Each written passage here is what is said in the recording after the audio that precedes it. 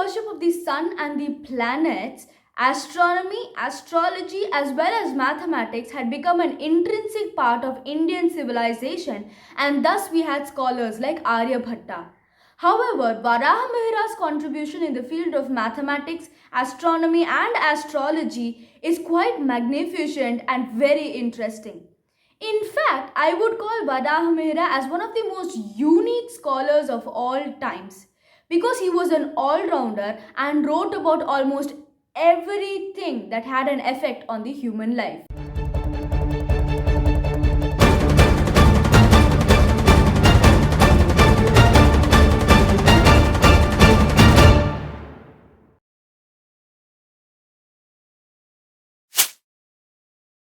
Varahamihira existed at around 6th century CE in the Avanti region of India, which would be the present day Madhya Pradesh. His father Aditya Dasa was in fact a great devotee of the sun god and taught him many things about the sun as well as astrology. In fact, it is during one of his travels with his father to the city of Ujjain did he notice Aryabhatta probably in the city square giving a speech and was absolutely inspired by him and his work. He was later educated in Kapitaka, which is also in Madhya Pradesh. Varahamihira contributed immensely in the field of mathematics and astronomy. However, as a scholar, he was an all-rounder. And he probably wrote about mathematics because it was necessary for him to do astronomical calculations. His most interesting contribution is the compilation of the Brihat Samhita. The Brihat Samhita is a unique text and is what I would call as the Indian ancients version of an encyclopedia. This text covers a wide range of topics including mathematics, astrology, astronomy, architecture, gemology, time, amongst many other things. It is centered around how each of these texts have an effect on the human and human activities.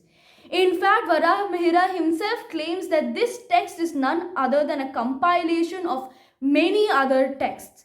However, we owe him a lot because all of these texts that he referred to is absolutely lost and cannot be found anywhere, and only thing that remains with us at this point of time is this compilation by Varahamihira. In the field of mathematics, Varahamihira is credited with perfecting the sine and cosine tables that was invented by Aryabhatta. The necessity for this must have arisen because of the necessity for accurate calculations in the field of astronomy as well as astrology. Similarly, Varahamihira is also credited with the discovery of binomial equations in a very different method, a method that we would call as Pascal's triangle today and is credited to Blaise Pascal. He also discovered these trigonometric formulas which is used extensively in trigonometry. While dealing with integers, he also came up with the magic square. The magic square is a set of numbers arranged in a square where the rows, columns as well as the diagonals sum up to the same number. Varahamihira also wrote the Sankhya Siddhanta, which is lesser known because it is lost. However, it dealt extensively with trigonometry as well as algebra almost 2000 years ago. It is said that Varahamihira's popularity in the entire world was unbeatable and was nowhere close to Aryabhatta or Brahmagupta. He travelled extensively to the rest of the globe and even spoke some foreign languages. For example, he spoke fluent Greek. In fact, his contributions, his work talks extensively about interactions with Egyptians, with the Greek as well as with the Rome.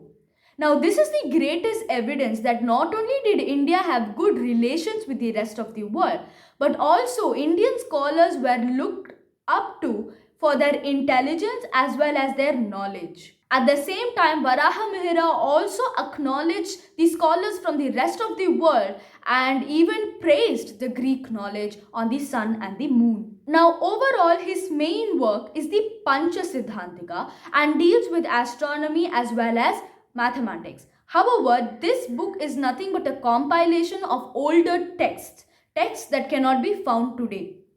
It is also the greatest evidence that Indians were in fact well versed in mathematics, astronomy, etc. way before even Aryabhatta or Varahamihira. Despite what we saw today, it is true that very little information is available about Varahamihira.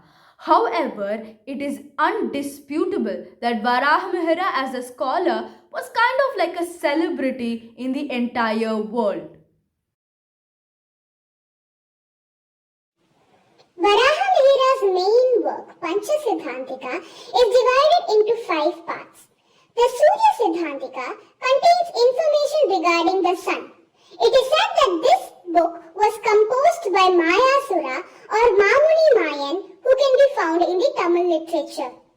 The second book is the Vashishta Siddhanta, which is said to have been written by Vishnu Chandra. The third text is the Paulisa Siddhanta.